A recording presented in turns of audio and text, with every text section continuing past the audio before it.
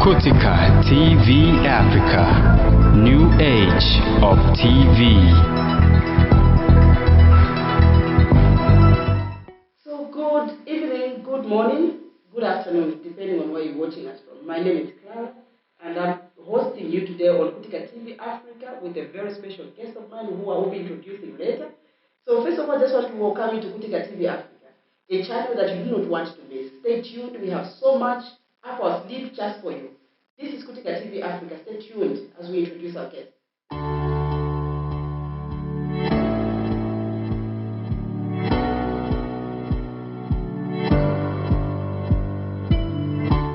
Welcome back to Kutika TV Africa. My name is Clara Chibuye once again. I wanted to introduce you earlier on to our special guest today, prophetess Trish.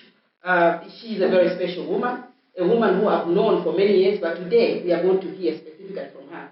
A lot of things have been happening, in the world, especially with regards to ministry. And we thought today we just want to hear it from the horse's mouth because she's been in ministry for a long time. Ladies and gentlemen, welcome, please, prophetess Trish. Prophetess Trish, you're welcome to our show today. I am super excited to be here. Thank you so much to everyone watching us out there. Kutika TV is an amazing channel. You don't want to miss this one. Just wherever you are, just make sure you're connected. And I mean, it's such a privilege for me to be here. You have no idea. My heart is actually bumping right now. I'm just like, oh my God, I'm so excited. Thank you for having me here. Thank you so much. You are a blessing. You're welcome, and you are a blessing to us too. Thank you. I mean, prophetess Trish, I just want you to give a brief introduction of yourself, who you are, when your ministry journey started. Just give us a brief background about yourself. Awesome. Well, prophetess Trish is basically, I'm a life coach, I'm a mentor, and I am the preacher of the word, and I'm a missionary.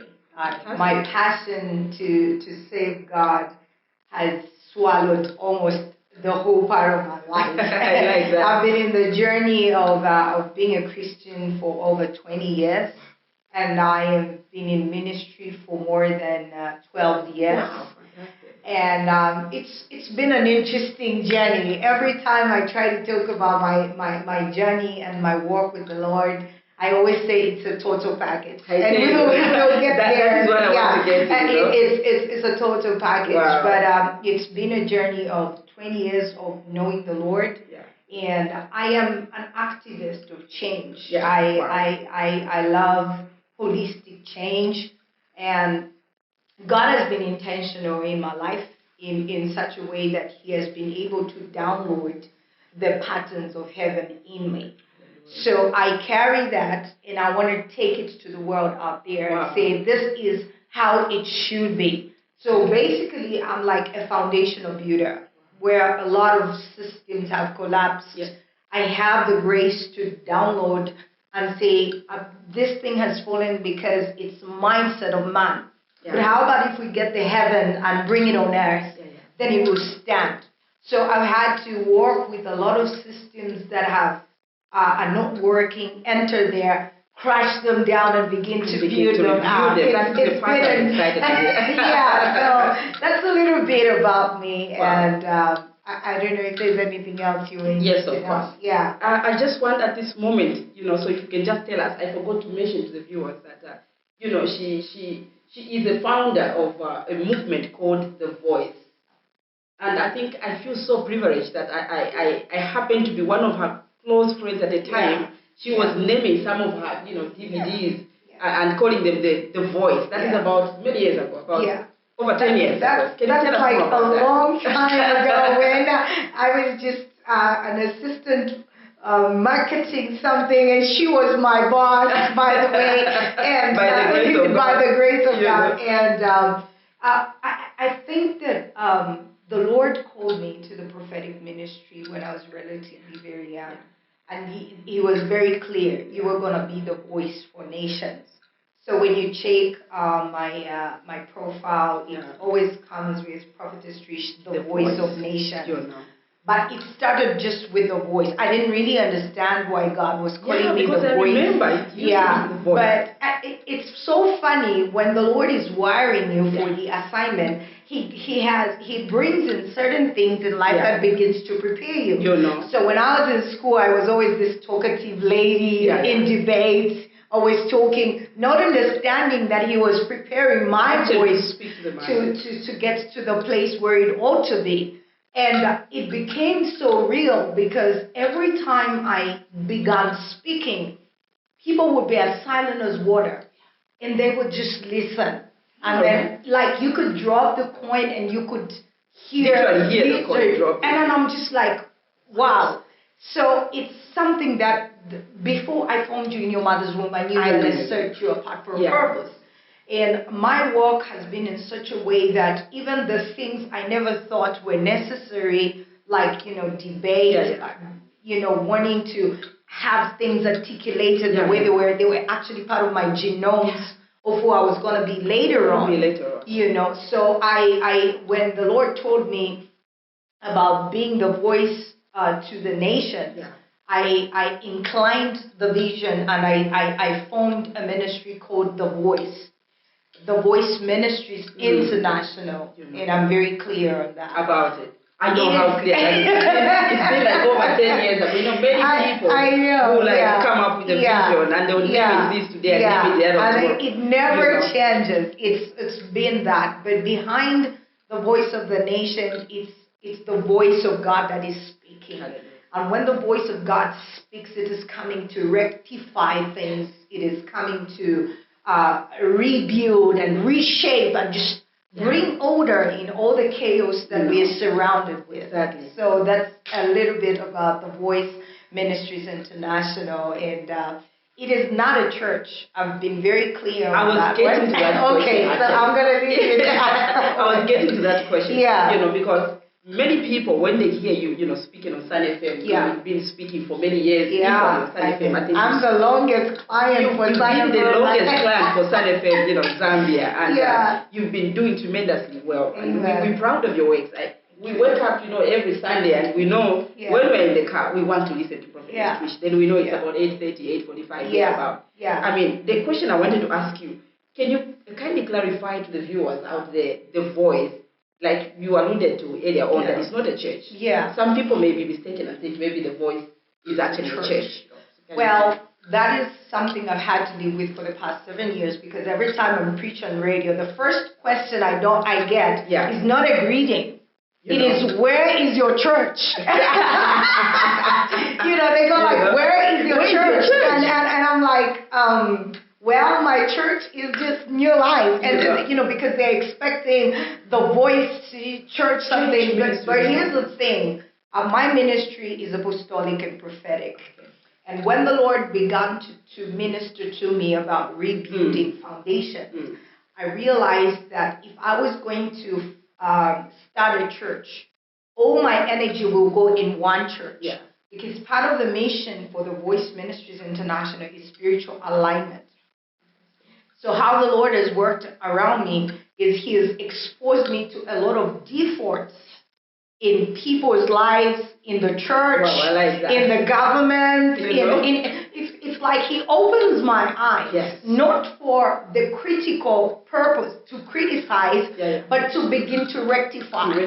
And because I was a church girl, He started with me showing me what is wrong with the church. And that just became trouble for me, because when I walk in the church, everyone is expecting your number is 09555, and I'll go there and stand and say, this is all wrong.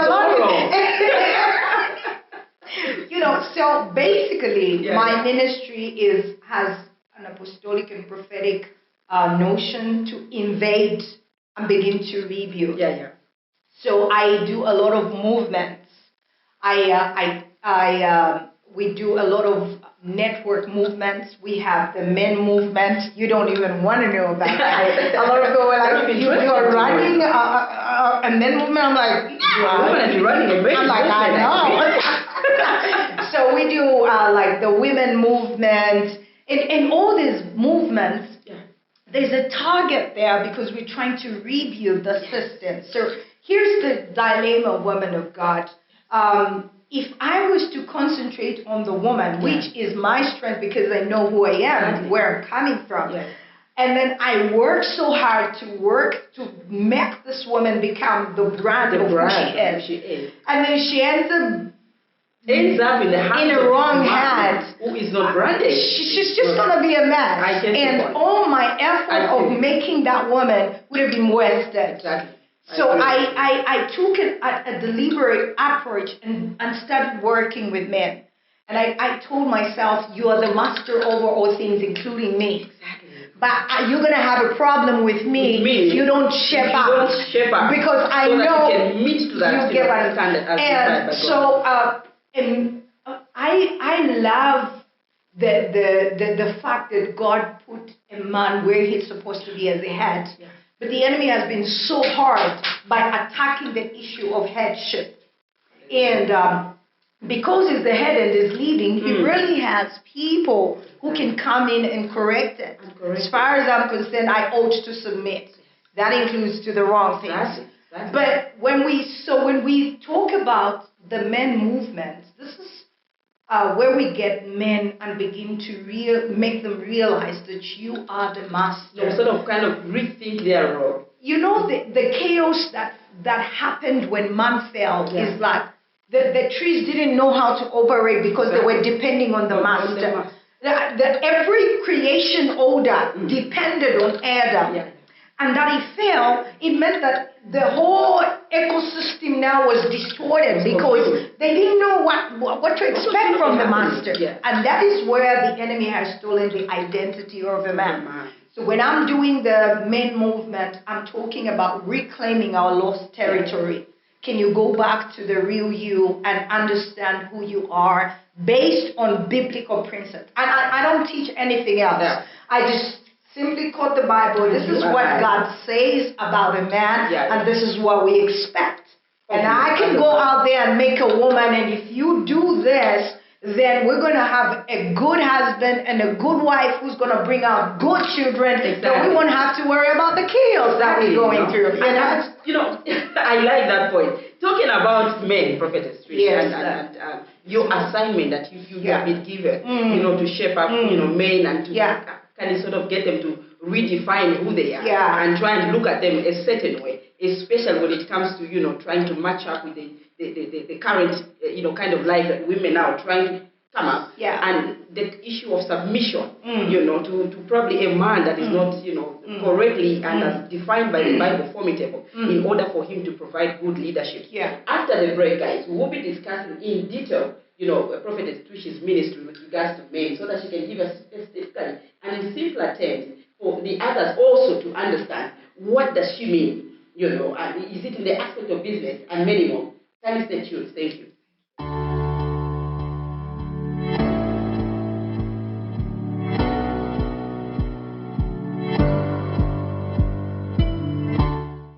Welcome back, ladies and gentlemen, to this very interesting conversation. And I'm excited to learn, a lot of things with regards to, I've seen some of the conferences that Prophetess Trish actually has to organize for men. She organized, I think I saw a number of them on her Facebook page. Yeah. And I was excited to learn. I think I watched one from beginning to end. I mean, the information in there is so profound. Yeah. And Prophetess Trish, just as we wind up on that one, and to give us a better insight to understand, how has it been for you to stand in front of men, where you handle the issue of transformation of mindset of a man and being a woman yourself, and the prophetess can get to that. It's been in the early stages, it was always hard because people look at you and say, who's this woman to lead us?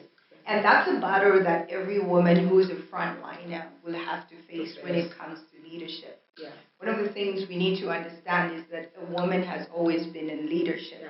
The only difference between a woman leading in silence and a woman like me is I'm a frontliner.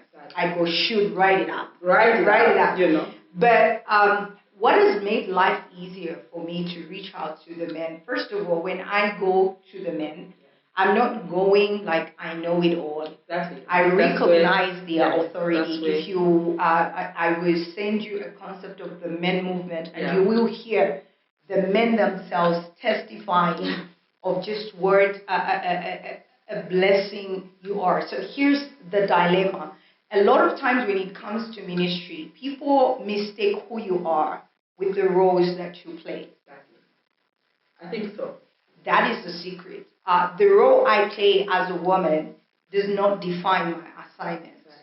And that is where even all this confusion with educated women marrying, comes from. Because when you're more educated, most men are intimidated because is it true though that they it's definite. So it's a matter of trying to understand roles, responsibilities, and assignments. The three are different.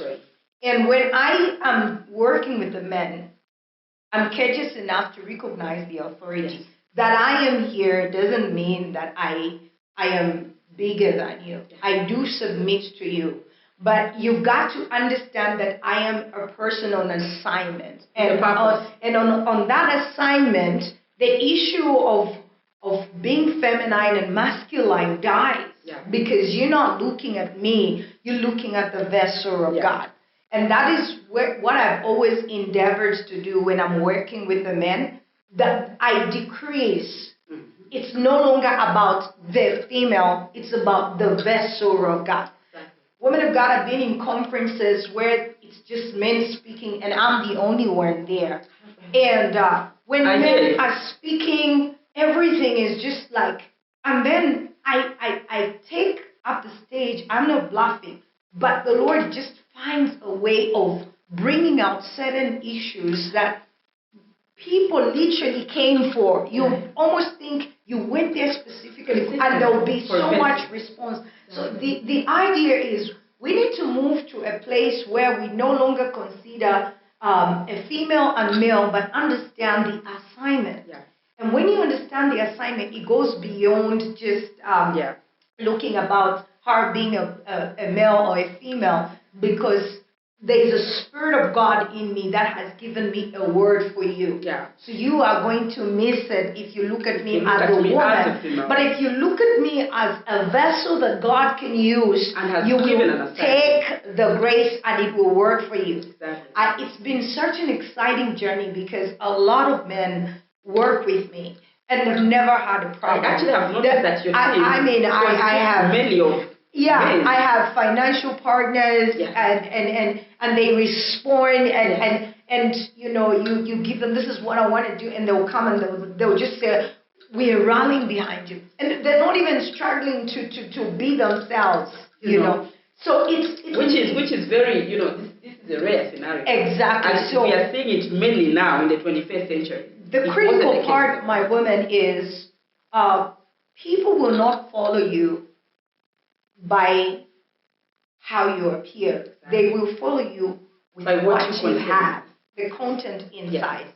And the cynicism has been that when you appear, everyone is looking, oh, she's a woman. She's a woman. But when you download, when you release that, it overrides the judgment. You almost forget that you're a woman. They were like, there's nothing about her being a woman. You understand. So that has been a bit of a journey, but I've had to fight my own battles. Yeah. Who the hell is this? Who does she think she is? I remember doing a conference for the men conference, and I was kneeling down and I was praying for the men. And this guy just throws, no woman must ever stand before a man, and blah, blah, blah, blah, blah. And, it was something I flashed on Facebook. Yeah. And this guy just began shooting and shooting. My God. And I kept quiet. You will not believe who defended me. All the men rose. Wow. And they. Wow. You do not step. So, wow. There comes a time in life where defending yourself ceases because you know who you are. And many are the times that women have actually had to defend themselves in front of men. It's not necessary. I am trying to make a point, especially in a place of work. You and me work. I know that story. And that actually kind of taught us to be tough. Yeah. You have to prove your point. Exactly. Each time you raise a point, it's like men want to see, even from the beginning to the end. But when they give you their concept, they don't actually take time to tell you where it's going to end. They just want you to accept, even if they've explained somewhere to the middle. Exactly. Yours is to say, you are right, just because the man knows it. How this balance thing works when it comes to male and female. If you want something said, let a man say it. You want something done, girl, I let like a woman that. do it. If you want And something this said, is where the let a issue man of say. understanding Wow, I like roles that. and responsibilities lie. I'm going to let you talk, Yes. but I'm going to be When the it one to comes to do the implementation. action. And it's understanding that balance, because you as a head, I would like you to cast your vision. Yeah. And I'm going to come in and I'm going to bring the muscle and everything. And everything else So to get it done. the enemy has fought that. You know, the enemy has fought the issue of men and women understanding their roles and responsibilities, and then attaching it with an assignment. That is where all these conflicts over more educated women and not educated and blah, blah, blah is coming from. But when you know who you are and what you're supposed to be, the man you marry must understand that you're a person on assignment, and they must be willing to release you into that grace. Talking about that, I would like you to tell us a little bit more about how your journey has been as a prophetess. And you know, the time we were working together, I mean, you and me knew that we were, because I remember one time, you know, we met at your office in the morning, and just to speak about the prophetic, we met, you know, in the morning one moment, and I told you, I said, you know what, today I saw our boss wearing this suit after he came in, and I had a dream that the president had invited us for function. You remember that? I remember. And the moment the guy went up and he came back and he said, "Who told you that there was this?" Exactly. And you and me laughed because, I mean, we before we did a little bit of chat regarding the visions and all that. But can you tell us from which point then were you, you know, when you felt this is really confirmed? I think I'm called as a prophetess. Like I said, when you're called for something, there's what is called a blueprint. Where God packages you into phases to discover who you are. And all my life, I am coming from a background where I grew up in a Christian background, but even that couldn't cut it to discover who I am. I've had a lot of falling before I could rise and officially be stable. I've had to cry a lot of tears before I could finally smile.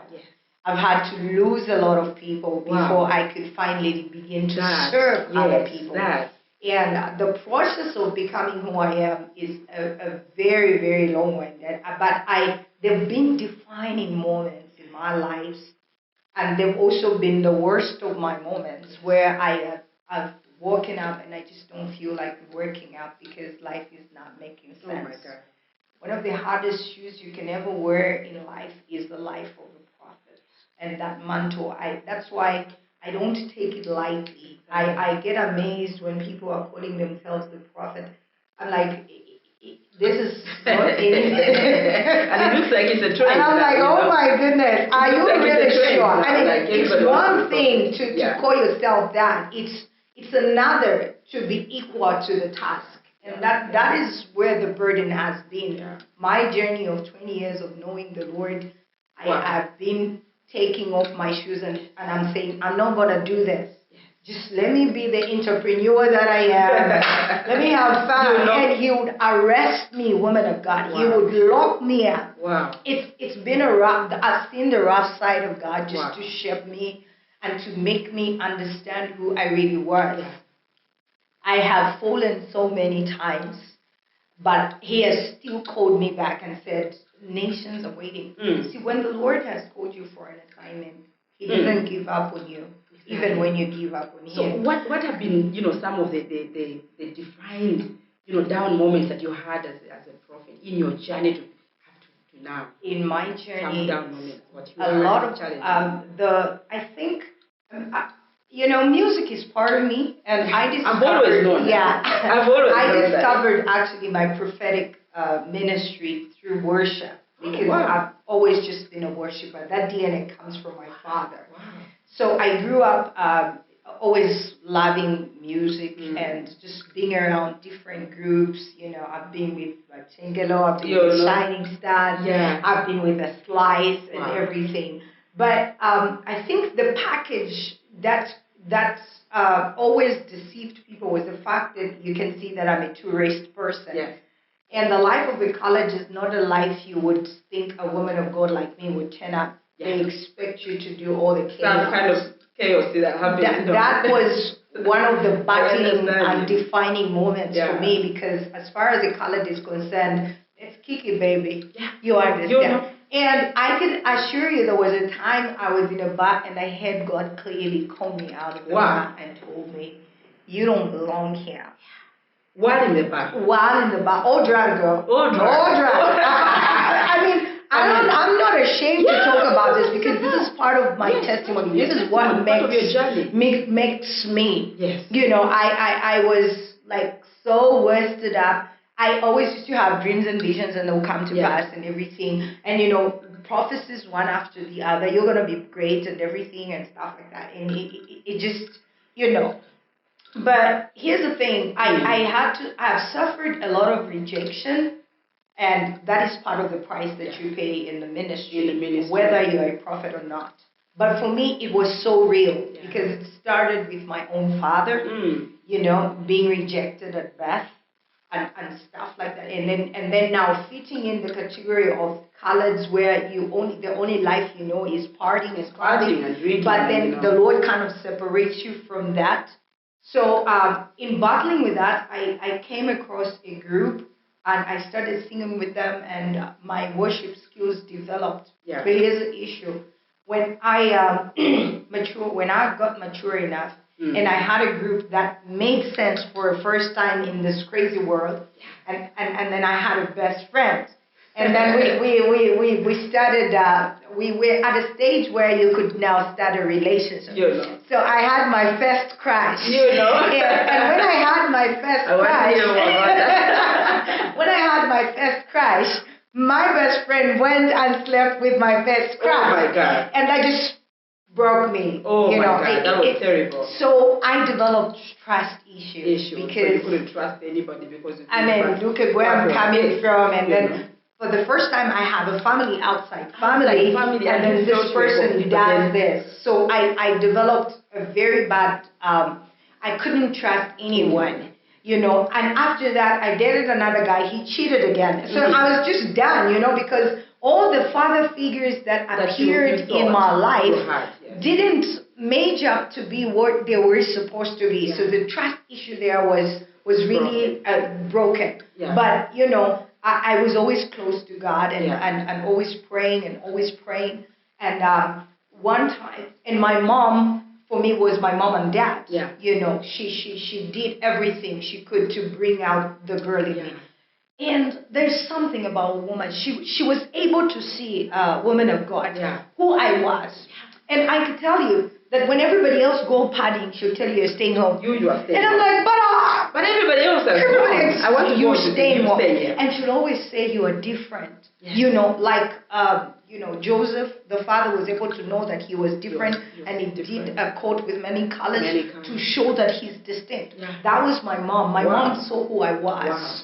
She saw who I was, and she treated me differently. Setups, when everybody else is all drunk, she would always preserve me because somehow I had that assignment. You know. So my mom developed cancer. And I started praying because after I lost all my friends, that was in the process where you have already, you know, identified yourself myself as a person who's called and speak to a lot of people. And I would see things and they would happen, and I would tell people, and then people would tell me, you have got such a high prophetic mantle over your life, and that gave me strength. You know, I was comforting my mom. We were always there together. And when she really got sick, when she really got sick, something in the children. Woman, I have never prayed the way that I prayed for my mother. I fasted for my mother. I did everything, and I remember taking myself to the altar and said, Lord, use me in any way that you want. I will be here. I'll do you, but just give me my best friend. You know, just I feel you. Just save my best friend. I understand you. Absolutely. And lo and behold, woman of God, my mom died. My God. And you felt like everything. You know, when I say I've fallen before, that was another defining moment for me because my mom was my hero. Yeah. And then I fasted, I petitioned before God and said, do anything but spare this life because that is my call. So, but what really that did in the realm of the spirit is because my mom was my everything, there was no room for God to be my everything. My God. That, you know, that is a principle that I teach to I have been everybody. there, woman of God. I understand you. That is almost like, becomes like a danger. And God is looking for I was very angry with God, but it is now that I realize that He needed to be God, because that time I dropped everything that had to do with church. Wow. And I went back to the world. Don't call me that stuff, blah, blah, blah, blah. Yeah. I just quit. You didn't want anything. Honey, I quit. I married myself to work. I married myself to school. And I married myself to alcohol. Oh my God. And I remember sharing an apartment with a friend of mine. When she works up around 04, she'll find me crying. And I have all the photos of my mom around and all drunk. And she was like, "You're losing it." I'm like, "I know." You know, I'm like, I know, because I was so angry at God. How could He take away the one thing that I was living for? You know, the story is so similar. I actually understand. I felt the same when I lost my mother. Yeah. I think when we went together, you remember how close I was to my mother. Girl, when my mother called. I know. When my mother called, all tools down. And I would tell my bosses, look, my mom just called. I have to do this. So can you excuse me? Yeah. Because then I will not concentrate. Yeah. To an extent that, you know, I will tell them, please, today, I will wait maybe even up to so time, because tomorrow I have to go travel. Yeah. I was so close to my mom, and I kind of understand you. When you feel like your shield has been taken off. That one disarmed everything. It disarmed everything. But, you know, we can talk about, you know, like, there are a lot of pressures that come with running a ministry. I know that yours is not really, somebody may say you're not running a ministry, but I've always known that you've had people on your back. Yeah. You have looked after people. Exactly. You know, orphans you have been giving, and you have been instrumental for years. You know, I mean, what has been your backup, and how do you manage all this? Well, whether you manage it as a ministry or you manage it as... I manage it as a ministry, because there are two parts of me. Yeah. There is... Trish, the CEO of a company called El Shaddai Marketing Company. And then there's Trish, prophetess Trish, running the Voice movement. Ministry. And balancing those two worlds has really been not easy. But both of them, it's like I'm pregnant with twins. And they literally need my attention. So we've had people come aboard, they'll support you here and there, but they still don't cut it. So you've got to work. You've got to work if you're going to be productive in everything that you're doing. So I've been able to manage that by understanding that time is a depleting resource. You know?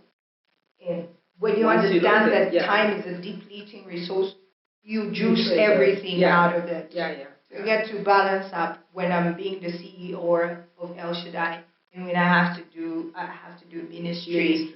And it's about having wisdom on how to attend to both of them, because if you leave the other will suffer. So you're like carrying both babies at the same time. That is what we would want to know, you know, because many people fail. You can be good in this, and you find that when you want to flow in the other one, you always see that it's not really balanced. How do you get to? Because I've seen that sometimes you'll be coming from the radio station, and I see you maybe just literally doing something else. Exactly. Like you are taking care of the lady. You are you know, distributing food stuff. Or the other time I'll see you in the field. You know, you're really cultivating. How do you do that? What I do is I carry each baby's needs and I write them down. So when I'm working as a CEO for El Shaddai, I write down everything that El Shaddai needs. And then when I'm looking at my ministry, especially these movements, I have to look at when do I have the men movement meeting, when do I have the women, when do I have the youth. I write down all those. And then I gotta do my me time, girl. I gotta do my me time. You know your you time is what defines who you are. And then there are babies crying all over, and then what. But once I list that out, I make sure that each day that comes, I attend to, so from morning to 10, I'll attend to this El Shaddai. Okay. And then from maybe 10 to lunchtime, I'll be in So even my prayer times are scheduled that way. Yes. When I do radio programs, I get jammed Yes. with a lot of calls. So I schedule them up because you're going to burn out, girl, and you won't have anything to give up. So 21 hours to 22 hours, strictly prayer time. Send your request, I'll attend to them. But you can't call me at midnight and expect me to answer because angels will be talking to me. Exactly. So I think one of the things we're lacking in ministry is learning how to balance things. You know? Because soon when the Lord allows, there's going to be a dude on my side and I got to be a wife as well. It's going to be another, but I think the secret to the success of both my ministry and my business has been that I learn to balance. I attend to both, and I cut time. No, El Shaddai will not encroach in the voice. No, will the voice encroach in El Shaddai? I plan my way, my structure that way. In all the programs, whether we're feeding the vulnerable, we are reaching out to the widows, all of them have got planners, dates. And I have interim administrators who help me do all the logistics. So this Saturday, I know I'm reaching out to the widows in Kawama. There's a lady who's in charge of that. So she kind of lessens my burden. And all I got to do is just deliver their assignment, pray for them, find structures, how we can work and make life better. And I choose teams to say, you be the one to carry this. I will not deal with all the nitty-gritties. Leadership is about responsibility. It's about responsibility. So if you guys have a problem, let's run through her and she'll run by me. If she can't handle, she'll come to me and say. So it's a matter of understanding delegation, a matter of training leaders who are responsible enough to understand who you are. Like, when I'm not around, they shouldn't feel the difference of Trish not being around and the leader. I pour myself in the leader, and the leader begins to pour in the flock. So I get to balance it that way. And most people don't do that. And you kind of find that once the vision carrier is not around, everything just falls apart. You know, the person is not around for 2 days, and you literally can see that the vision carrier is not there. So you understand that the issue of systems is very critical.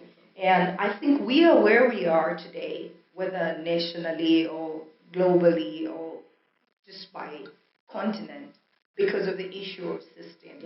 And I'm beginning to understand why the Lord has wired me this way and has called me in the time such as this, because we've got a lot of rebuilding to do, a lot of systems to do. That's why when you see it, I'm targeting everyone. I have cluster for the new breed because I understand they are future leaders.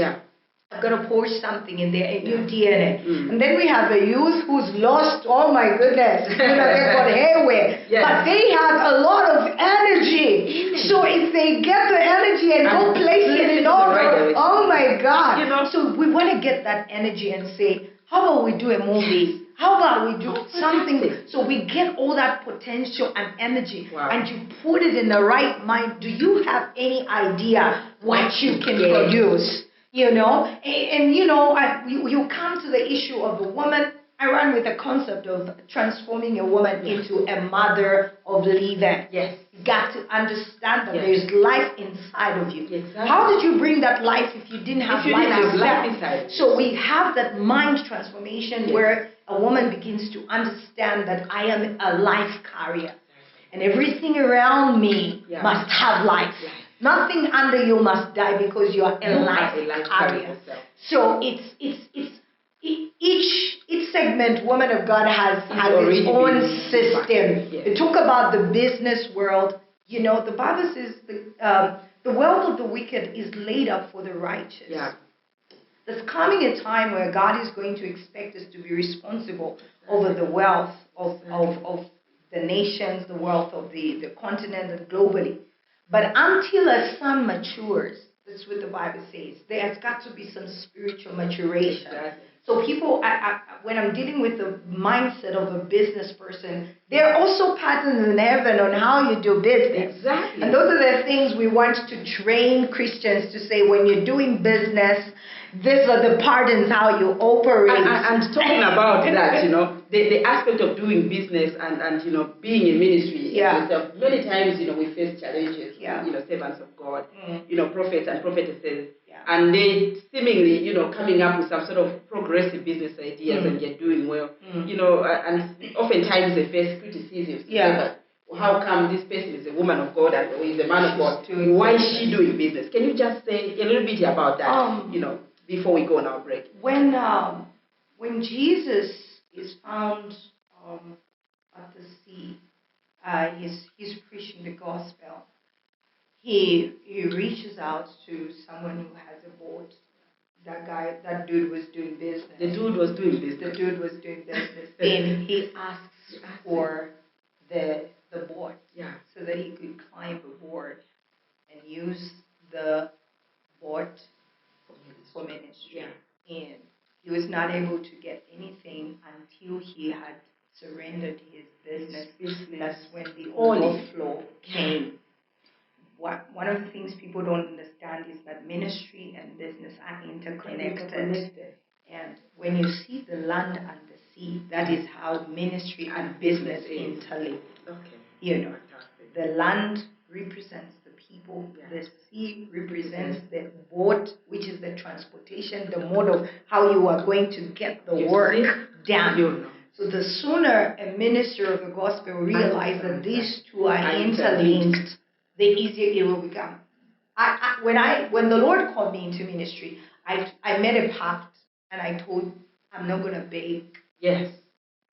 And that is why, from the word go, I never asked money when I'm going to do ministry. I laid on the table, what do you have? Do you have anything? No, yes, we will do. We're going to do the work. It. And we do the work, man. I mean, we do work in the worst places. We do work in the best most places. beautiful, best places. But I'm not going to come and ask for a coin from you. Because for me to do this. It doesn't work. That's the manipulation that most of the people have been working with. The God we save is great enough to be able to provide for us. We don't need to use all these sustain your ways. I mean, after all you're working for, where people are saying what. If you're faithful, God will reward you. But the point we want to do, we want to ministers to understand is that business is important just as it is important in ministry. I'll give you an example. I was a widow at a very young age. He left me with nothing. He left me with nothing. And then he's calling me into the prophetic. Who does that? I'm like, are you for real right now? Having been in ministry and having identified your calling quite early, and you married such a handsome man, but you lost him again, unfortunately, at a very tender age. At a very tender age. And I know the love that you both had. Oh my goodness. I mean, how have you carried on, going forward? You see, when I met my husband, both of us were passionate about God. That wasn't questionable. We were sold out for Christ. And that's why it was easy for me to resign and just follow him because we went to train as pastors. I mean, we really had a big vision that we were sold out. When we come back, we set up a church and blah, blah, blah. And once we were done with the training, we came back home. Before we could even start anything, the man disappeared on me. Now, I had a lot of questions for God. I know. The only difference between my mom's death and my husband's death, my mom's death took me away from God. But my husband's death brought me closer to God. Because as far as I was concerned, he had a lot of questions. We meant well for him. We were going to serve. We were going to conquer the world, crazy in love, and blah, blah, blah. And then the man just gives up on a beautiful lady. I know, right? Because I remember one time, he goes, what happened to my Mzuku? I know, right? What happened to my Mzuku? I know that. I witnessed some of that love. And I had a lot of questions for God, but I always tabled them on the floor. When I lost him, 1 month I slept on the floor.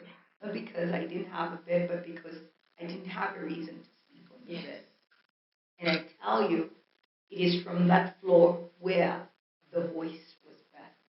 It is from that floor where El Shaddai Marketing Company was birthed. Because I was like, I am here with my Gucci and Cabana, but I've got nothing. I've got nothing. And then when I apply, everybody would tell me, well, you've got good qualifications, but, you know. and I'm like, seriously? So I was like, you and I need to talk. Yeah. And then he told me, he was like, Trish, you can't go flat out working from morning to 17 only to get a salary. Yeah. You need to understand that you're not an employee. You are an an employer. I love that. And he gave me El Shaddai. Wow. And I was like, okay, I'm willing to serve you, but just make sure that you take care of me. And he told me, I am El Shaddai. Wow. That's where the issue of El Shaddai Marketing Company has come from. And he told me, you will see yourself from something that was nothing to something that is big, because El Shaddai means a mighty one. Wow. In you, people will see the mighty God. And that has been the journey of carrying the voice and carrying El Shaddai, because every day I tell myself, I want to see the mighty God. How do you explain a widow who's supposed to be fed going out to feed people? Because you see, I have seen you time and again. And you know what amuses me is that whenever it is a festive period, I always, when I check on your page, you actually you're feeding people, orphans, widows, and you're giving out clothes, and you're giving out. It's so interesting, because the Bible says, take care of the widow. It's so if I was a pity girl, I would cry and say, I'm somebody come and please take care of me. But I told myself that I'm a widow means that I'm a husband to God. And the Bible says silver and gold belong to Him. You're a wife to God. And I'm a wife. Oh my God, I say husband. So that means that everything that God owns, as a wife, I have a share. And then I told myself I was going to be a different widow. In fact, that word widow I don't even know what it means, because I'm a serious, dangerous widow. I go out there, I make change. I don't let what has happened define me. I love that. And this is the kind of hope I want to give to a woman out there. Your background doesn't define who you are. The circumstances and situations that happen around you doesn't define who you are.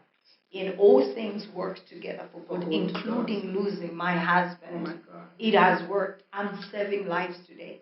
And I begin to think, if he was around, I could have tapped my potential, but not to the full measure. I am making this impact today because something had to die before the real me could be birthed out. I could have been in the shadows. That is really something that is very touching. Yeah. I kind of feel it. Many women have given up. Yeah. Especially after, losing their husbands. Yeah. At a tender age, you hear many of them, they have ended up, becoming what they shouldn't have become. They've started drinking and they've started doing It's a story side. That is very encouraging. So I use my testimony to go out there and pick a widow who has lost an identity.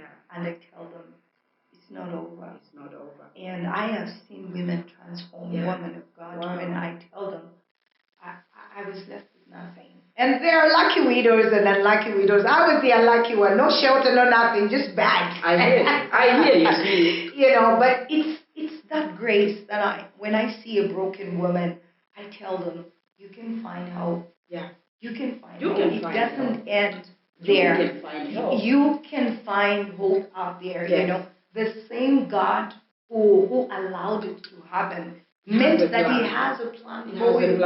And all you got to do is just suck yourself and soak yourself in His presence and say, Lord, show me who I am. It was out of that death, woman of God, that I went on the floor and He started bringing all these big things. You're traveling nations. By that time, the only nation I traveled was South Africa, where we went to train as pastors with Him. But after His death, after mourning, shaking myself off my dust, taking my position, understanding who I am, then I travel like, I don't know. And when I'm there, it's not about me. It's about what God wants me to deliver. So my message to the woman out there is that brokenness is part of the process. You can never run away from brokenness.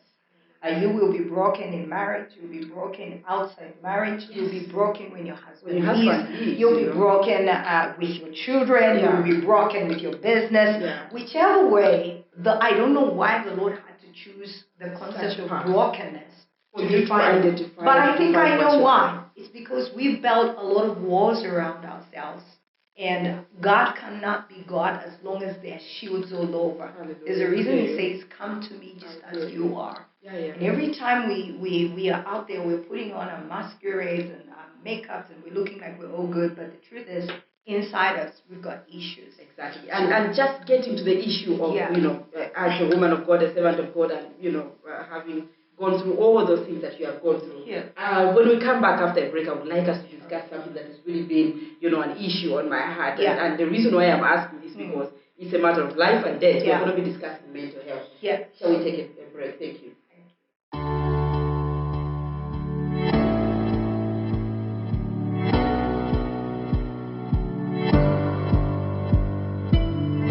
Welcome back, ladies and gentlemen. This episode is quite interesting, and having a chat with my friend that we have been with for a long time, and I bear witness to some of the things that she's saying. It's been pretty much exciting, and I hope you are enjoying. Welcome back, Prophetess Trish. Just as you were speaking about the demise of your husband, unfortunately, I was wondering how you handle the issue of pain. As a woman of God, do you feel that you are supported, or rather, how do you handle it? How did you handle pain? Because there's so much that is happening right now with regards to, men of God and women of God are seemingly like superhuman. People think they don't have problems of their own, but really people run to them in thousands so they can solve their problems. How did you handle that? I think that was the hardest time in my life, in the sense that I want to say that when it comes to ministry, the most loneliest person are ministers. I'll explain, because the shepherd is a well where everybody else drinks from. But they literally don't have anywhere to drink from. And I remember doing a sermon when the shepherd is shepherding the sheep. Who shepherds the shepherd? Because God is overlord, the shepherd. But we are also stewards. That makes us mini shepherds. And then the flock. It's my responsibility to feed the flock. But who feeds me? Who feeds you? And this is where the aspect of loneliness, when it comes to ministry, comes in. That if you're not very careful on how to handle that, it can actually swallow you up. 2 weeks ago, we lost a man of God. We're getting to that, on social media, where a man of God who is so authentic and anointed and blah, blah, blah, just lose it. And I've had first-hand experience to that, where in one of the churches, I was a worship pastor, and one of our elders who was monitoring our praise team literally just went on Premium Plaza, threw himself up, and he died. Wow. And this was a man who was our strength, and this was a man who was, everybody looked up to. We are flesh just as much as we are anointed and spiritual. And that is one thing that people must never forget when it comes to the ministers of the gospel, the pastors, the shepherds. We have feelings just the same way that Jesus had feelings. We have feelings.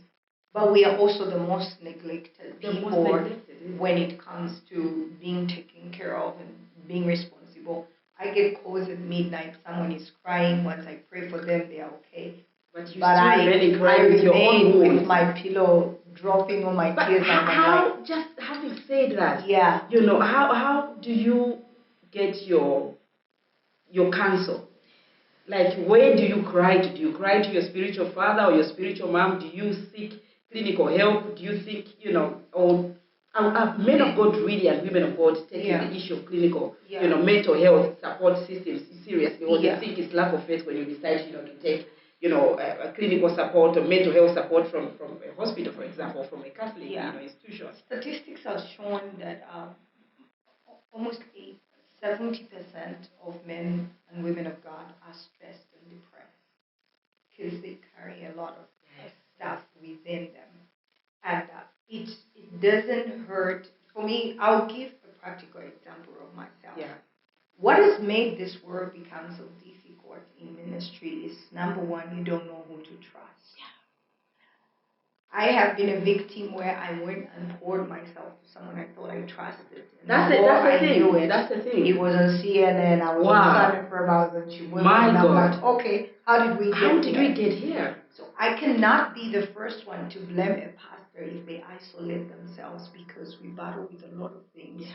And very few people. But could isolation be a result, a good solution? It's not a solution at all. So this is how I've worked out my journey in the path of loneliness. Yeah. I've lost a man before who was my best friend, was my everything. Yeah. How do I always manage to come? I mean, one thing you can never take away is my smile. Exactly. So, but everybody will look at that and it's like, this girl is on top of the world. She's on top of the world. But we got issues. We got issues. We have our own battles. Yeah. We have our own. But the issue is not the struggle, because everybody in this world have their own struggle.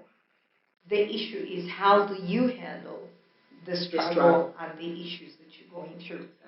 And in my own journey, this is how I've done it. I could have literally let the people who hurt me develop a cynical attitude around it and say, all men of God are the same, because when you trust them, they go blow you off. But this is what I advise. Mm-hmm. You find a confidant. Surely there must be the one person that you can trust and confide in. It may not be the whole world. Yeah. And for me, it's not even my spiritual parent. Yes. I have a mentor who, when I go there, no heels, exactly, just my bum shorts and my t-shirt and my shaggy hair, yes. And I'm like, I am here, cook for me, and I'm gonna pour out myself. Yes. I lift those legs up. And I'm just like, Mom, this is what. And, if you do have a spouse, it is always advisable to pour yourself to a spouse so that you become best friends to complement one another. Yes. It's sad to know that as ministers, people struggle, and they'll take their struggle elsewhere instead of taking it to their partner. That's another weapon that the enemy has used. Yeah.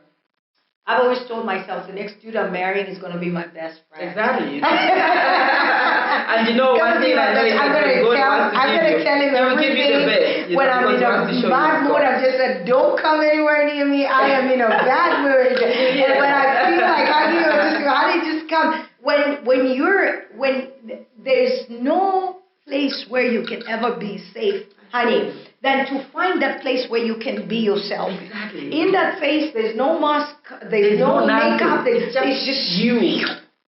Wow.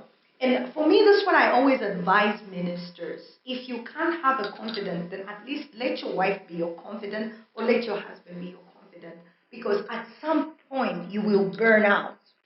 Exactly. Now, especially, just speaking on that issue of burning out and sharing, confiding in your spouse, whether male or female, your wife or your husband, if you're a servant of God. Suppose the problem, that you have is between the two of you, and you really need, help, and it has been going on for a long time. And this man or this woman of God is actually your place of husband becomes your place of God. Dying in silence. And women are dying in silence. Yeah. Not that they are not married. Some of them are actually married. Yeah. But the thing is, it's as if you are not really getting help, because the person who's supposed to be giving you help is the one that is actually messing the whole thing. Yeah. And you feel like you have nowhere to run to. This is where now the confidence comes in, because if the agony is with your partner, then you need a place of rescue. And, I am a great believer. There must be someone there that you can trust. It may not be everybody. And this is something that even us ministers need to pray for. Lord, just send me that one person. Don't need to be my husband, don't need to be my what, but just that one person I can be myself with. Because from there I vent. Yeah. We're not overlooking the fact that you can talk to God, because that is priority. Exactly. But let's be real. Yeah. God is not busybody. Yes. And when you're hurting, you want to vent out to someone who would tell you and hold your shoulder and tell you, I understand. So my advice to the ministers out there is always find someone you can talk to. If you need to pray them in the future, I believe that God can give you that. Amen. And let's also be real about certain things. I'm someone someone who's undergone a lot of counseling in my life before, because, and I'm not good at pretending either. So when it's hurting, it's hurting. So one of the things I tell ministers is be real. When it's hurting, just say it's hurting. Yeah. Nobody will think you are God, weak, or maybe you lack faith. Even the strongest get weak. God was intentional, but when He created man and made him all strong, but there was a hole inside there called weakness, so that we can always find someone else to be strong. Yeah. And that when I'm teaching relationships, I speak about that dilemma. Yeah. Because where a man is weak, a woman is strong. Where a woman is strong, a man is weak. So that you got to understand that you can't always be strong. Yeah. And when you fall, I rise. Yes. When I fall, you rise. That was intentional when it came to God. And God is relational, woman of God. Yeah. He understands the power of relation and being interdependent. When He is making man, He says, let us make man. Who is us? I'm thinking. Who is us? Who is us? It's the Father, the Son, and the Holy Spirit. Meaning He understands union. So you can't tell me you are all anointed and you don't have issues and you just deal with God. There's got to be someone out there you can talk to. And the other problem that I've also noted, and I think it's worth speaking about, like on this forum, while we speak about handling mental health, because this is really happening. It's happening right now. And we are seeing several men of God, not only in Zambia, not only in Africa, but the world over. Men of God are facing, challenges when it comes to handling mental health and handling stress and depression. Yes. Do you feel sometimes some of the stress that men of God have been going through, just as we wrap up, that sometimes members of their own institutions, or maybe is it the church or the ministry itself, is, trying to add, because each time they want to come out that they're hating, it almost looks like it's negative to the other people. Like when I come out to tell my flock to say, I am hating, do you think, the congregation is willing to actually understand that the man of God and the woman of God actually may be burning out and actually need help?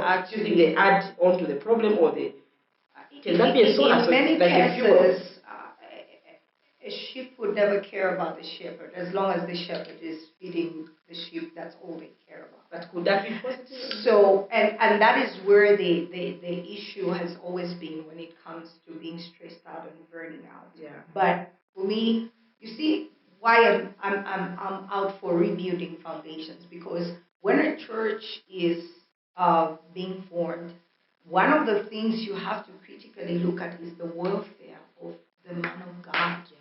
Because you cannot be ignorant of the fact that he has a family.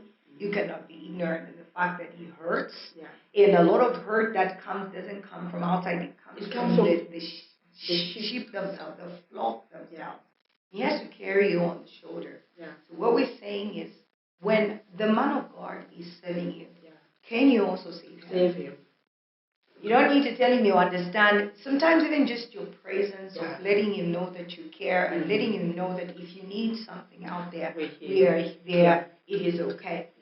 To stretch it further, I always encourage people to seek counseling. Look, it's not demonic. I think that is it's not demonic. Don't let anybody ever tell, because I've seen men of God, they are found with malaria. They give them quantum and say, and I can't take that. Come on, the wisdom states that God gave us the authority, and part of that authority means that I've got a mind to create medicine that you can drink for you to get better. Yes. And I can argue this case holder, but I don't have it. The point I'm making is, I am a person with faith. Yeah. But the Bible also tells us to be wise. You cannot reject the medicine and in unit. I'm a man of God. I'm a man of God. So I mean, there are levels where those things work. It's going to pass, and there are levels where those things work, but there are also, we have to be practical about certain things. Yeah. I mean, the medicine that was made, that was the mind of God. That was the way of God curing me. So how am I going to go complicate things and start telling myself I can't take this medicine because I'm a child of God? No, I've got to mature to that level. And healing is both ways. You've got to play your part. God has also got to do their part. So My conclusion in this issue of stress is it does not hurt to seek counseling when you're being bothered about issues. Take a break for yourself. Go out there, hit it, and just put everything. Exactly. I live a very busy life, but I also know when to retreat. When to retreat, and me. just I don't want I don't want anything to do with just give me my me time. But I do my ice cream and I'm just no calls, no whatever. And that's one of the things that burn out the men of God, because when you have served, you need a place to retreat from, and you need to just go and refresh so that you have new ideas to serve other people better. If you don't have it in you to serve yourself, how are you going to save others? So the principle on the mental health, the enemy is not after anything except your mind. And if he can disturb your mind, that also includes serving people from morning to 17 without resting on yourself, and you burn out, he's achieved his mission. While you are sold out, you think this is about, serving God. God is wise. He demands that we balance our things, and that brings it to it all.